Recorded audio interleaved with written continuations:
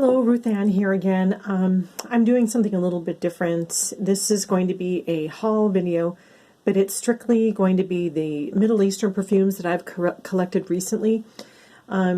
Because of watching all these YouTube videos, I've been seeing a lot of really good things about the prices of Middle Eastern perfumes and how good they smell, how unique they are, and so I decided to try a few things. Now, I've had some fails and some successes. Of course, these are all blind buys. I'm going to start with the fails.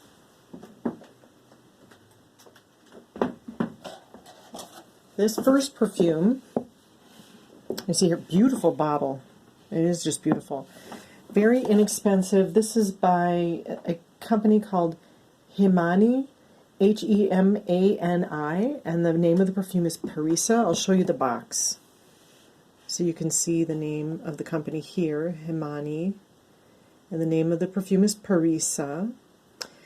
And the reason I got this one was because I had read that it was just a simple, kind of a musky, unisex fragrance, and I am a great lover of musk perfumes. This is a perfume oil that just has the little glass. I'll show you.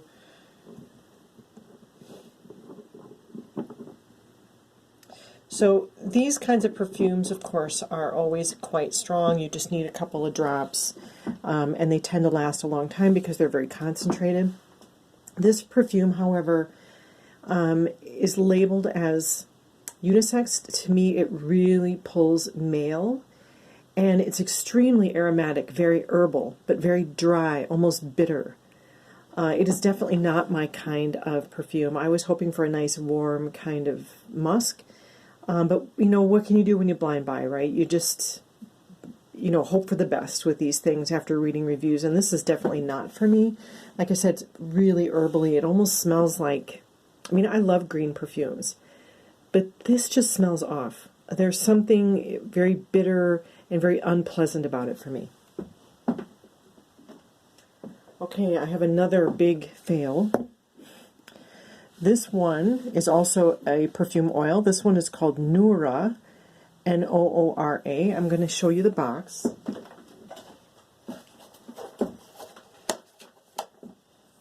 So you can see the name, Noora, and this is by Swiss Arabian. So Swiss Arabian is a pretty well-known perfumer company on YouTube.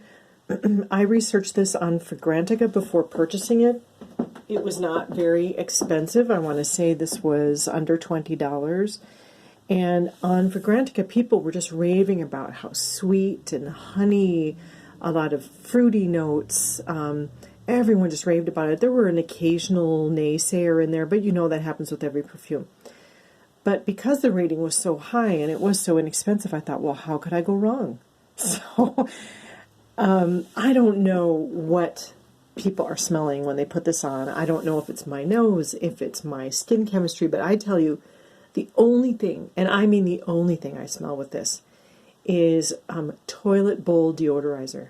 There's this bitter, really unpleasant smell of those. I don't know if they even still use them. They're the solid deodorizers that you put inside the toilet bowl, and they smell.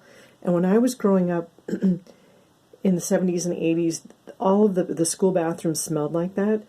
And I've also heard it referred to as a urinal cake smell. And it's just really repulsive. And of course it lasts, 10 hours. Of course, when something's really bad, it lasts forever. But I do not recommend this. Again, it's called Noora by Swiss Arabian. And I'm not even going to give this away. I'm going to have to throw it away. It's just so bad. And then I had purchased the sister fragrance to that. This is called Nora Onyx. Beautiful bottle, though, isn't it? Black, with a black kind of... And these two are the glass, with the glass dauber. I'm going to show you the box for this one, too. Nora Onyx. This is also by Swiss Arabian. This one was a little more expensive. I think I paid $20 for this. And I bought this one on Amazon.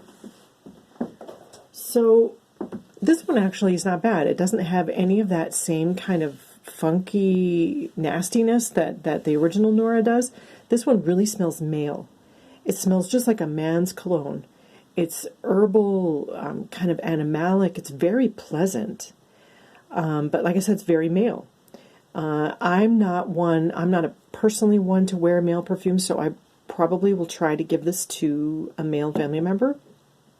But it's very pleasant, and it smells nothing like this one at all. So if you're looking for a male fragrance that lasts 10 plus hours, this is, I think, a very safe buy and not very expensive. All right, so I kind of covered my fails. This one's only in the fail in the way that it's not one I'm going to be able to wear, but at least it's not really bad. Next one is by Haramain, and this one is Amber Oud Rouge. And this one has gotten a fair amount of traction on YouTube. You can see it's got a red bottle in the back. It's very pretty looking, very substantial, heavy bottle. I probably paid closer to $45, $50 for this on eBay. It's supposed to be a Baccarat Rouge 540 dupe. I've never smelled Baccarat Rouge, but this is beautiful. It's very sweet, kind of synthetic, sweet, sugary smell. You can still get a bit of the oud in there. I don't get any amber, however, but I would say the oud is in the background and gives depth to the fragrance, and it does last 8 to 10 hours on me. Projects well. You be careful where you wear this because it's quite strong. But it's beautiful, and I would highly recommend this. It's well worth the money. Next, I have another one that gets a lot of traffic, a lot of YouTube videos on this. So this one's Raghba. And let's see, here's the box. I want to show you what company. Raghba. Okay, I don't know. It's called Raghba. And if you just search for this, you'll see all kinds of videos for it. It's for sale everywhere. This particular box came with a deodorant, you can see here. So that was kind of nice. I haven't used it yet. But this is a nice wearable scent. I'm just going to throw my head in there with everyone else who says this is a really good, if you're looking to get into oud, this is a good one to start with. It's kind of a caramely, ambery oud scent. Oud, again, is in the background. I'm finding that a strong forward oud note does not work for me. It's too male. It's too strong. It's a little funky. I've had some ouds that are just smell skanky and funky, and I cannot do it. But this is wearable, and so is this one.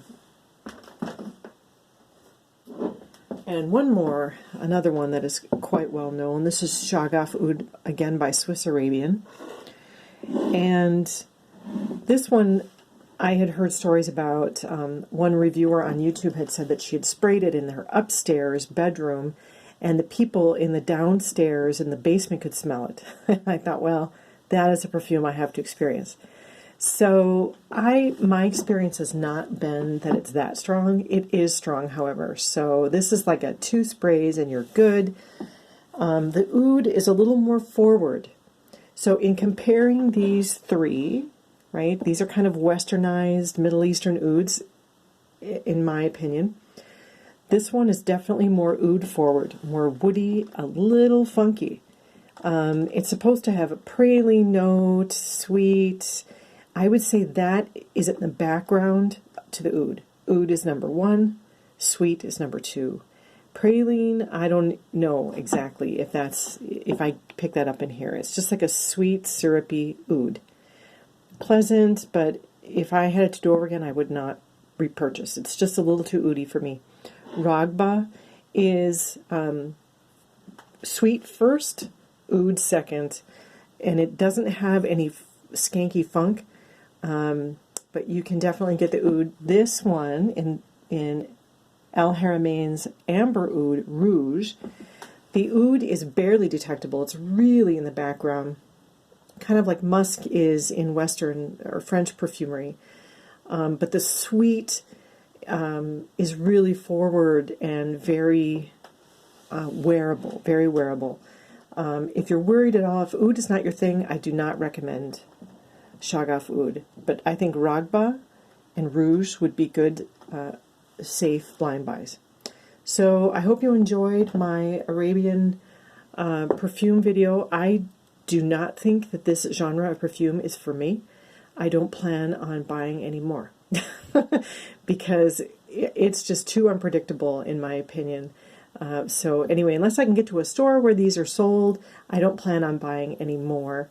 So don't think that this program or this channel is going to be really big into Arabian perfumes. I promise it won't. Okay, take care, and I'll see you on the next one.